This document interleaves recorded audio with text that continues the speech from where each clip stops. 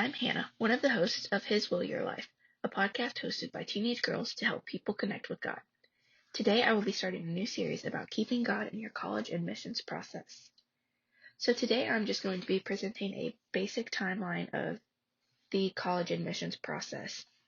I'll be using Khan Academy's article titled Master Timeline College Admissions. This is a very long and very helpful article.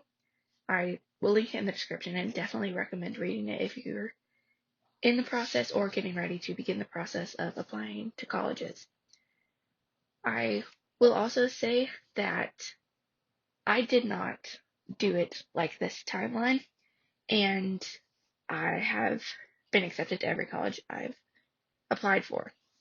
I took my SAT right before I started senior year, and since then have just been applying to colleges that I feel called to or I think I would do well in. So the first thing this article goes over is what you should be doing throughout high school from your freshman to your senior year. And the focus is taking college prep courses. So this is taking challenging courses, whether that be honors, advanced placement, dual enrollment, where you take college classes in place of some of your high school classes. And you need to focus on your core academics, which are English, math, science, history, and foreign languages. Going beyond your minimum graduation requirements will make your application look very, very good. And doing it dual enrollment can earn you college credit so that you can shorten your time in college. Not only are the quality of the courses that you take important, the amount of years that you take them. Most colleges look for 4 years of English, math, science, and history. Some are less. And then your world languages, most schools are looking for 2 from what I've seen. Your Ivy League colleges like Harvard are usually looking for 4. But I would try to take one at least the first 3 years of college. That's what I did. And that meets the minimum recommendation of 2 for most colleges.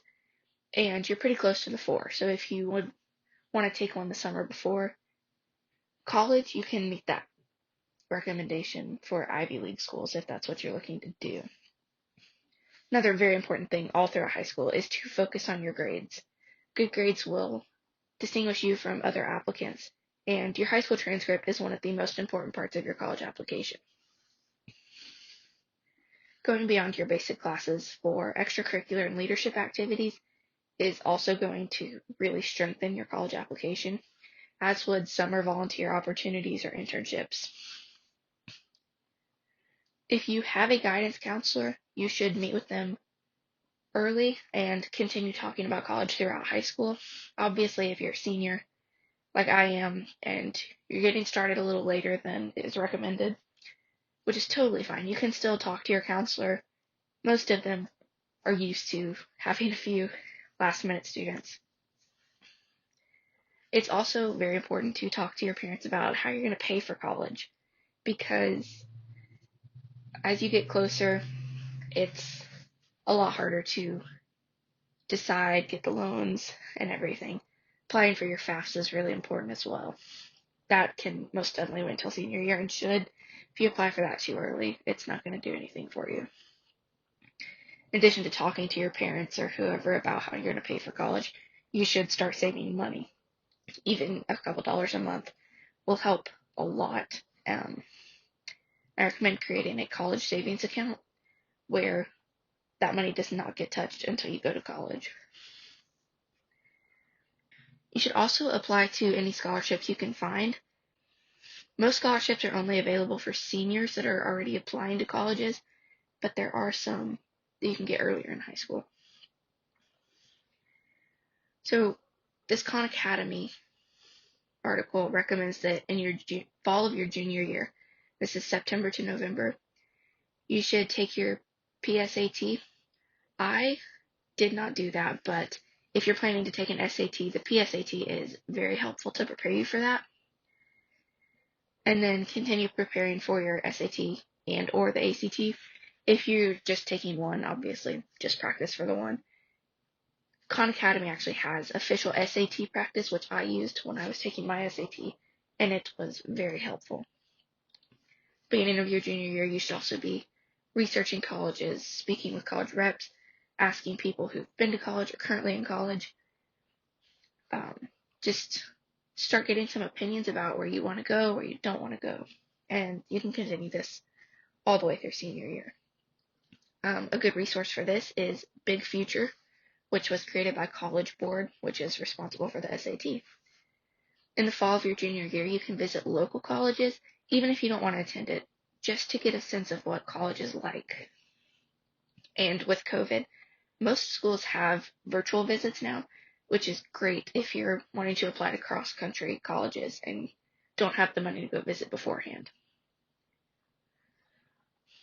Khan Academy recommends taking your SAT in winter of your junior year, December to February. I do not know that I exactly agree with this. If you're wanting to take more than one SAT, go for it. It's very helpful if you're wanting to take one and then take another one later, closer to time, to get a better grade. But if you're only looking to take one, wait, use the extra time to practice. You should also begin applying to traditional scholarships the end of your junior year, because that's when they start becoming available, because most of them are for seniors. In spring, you can take another SAT or take your first SAT. In summer of your junior year, if possible, travel to your top target colleges, see what you think, visit dorms, check for information online, however you need to do it. You also need to find out application deadlines for your target schools over the summer, so that once you start senior year, you're not in a rush to apply everywhere before a deadline.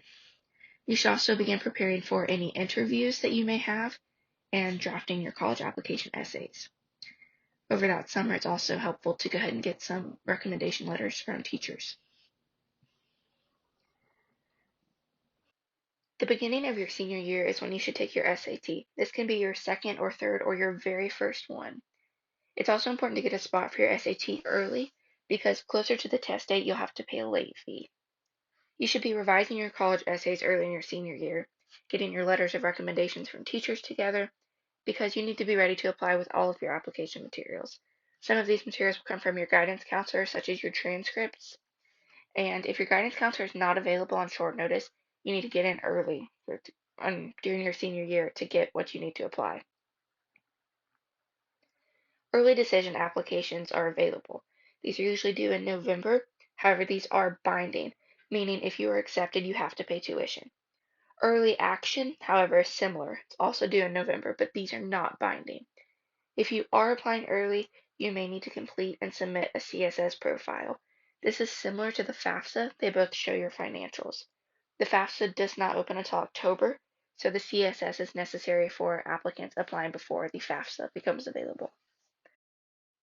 Many schools are test optional right now because of COVID-19, meaning that you don't have to submit your SAT or ACT scores to be considered for admissions. However, some of the ones that are allowing self-reporting scores, meaning you don't have to pay to submit your official scores. The ones that are test optional are still allowing you to self-report your scores.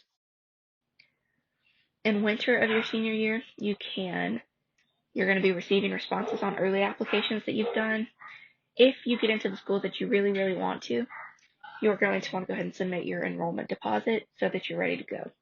This is also when you're going to want to submit your regular decision applications, which those due dates are usually between January 1st and March 1st. Some of them fall mid-January, and then usually there's a little gap between those and the March deadlines.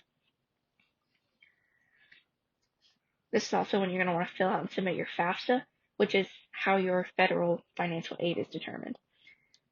This opens October 1st. You're going to want to fill this out as soon as possible so that you can submit it to your schools when you apply. In spring of your senior year, you're going to want to update your FAFSA and CSS profiles, revise your financial aid applications with the most recent year's tax returns, if any of this information was estimated on the initial applications. This is also when you're going to have to send some verifications when requested, like your tax transcripts, just any financial information is probably going to be needed at this time. March to May is also when you're going to receive your decision on regular applications. May 1st is actually the National College Decision Day. That's when most colleges need your decision by, and your enrollment deposit is usually paid around then. As you start getting in your acceptances, you're going to want to compare your financial aid packages to see which is going to be the easiest to pay for, how your dream school compares to other schools, and this is also when you consider work study and loans or a financial aid appeal. This is only going to really help if your circumstances changed or if a college's financial aid package does not meet your need. The summer of your senior year, this is after you graduate, June to August, right before you start going to college, you're going to want to finish your enrollment paperwork. You're going to receive updates about orientation, scheduling, housing, classes, and all of these are going to have deadlines, usually in early August, so you're going to want to get those done over the summer. And then if you're doing work study, which is just, it allows you to work usually on or very near campus, and the money that you would make from this job goes directly to your college costs. So that is Khan Academy's master timeline for college admissions. I know it's a lot, it feels like a lot, but once you get started, it's really not.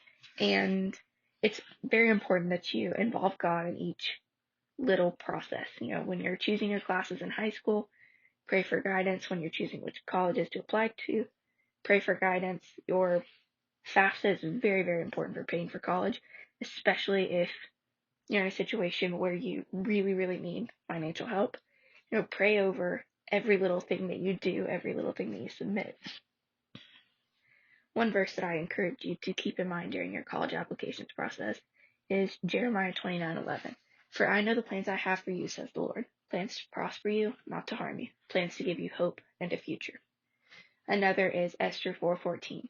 Perhaps this is the moment for which you have been created.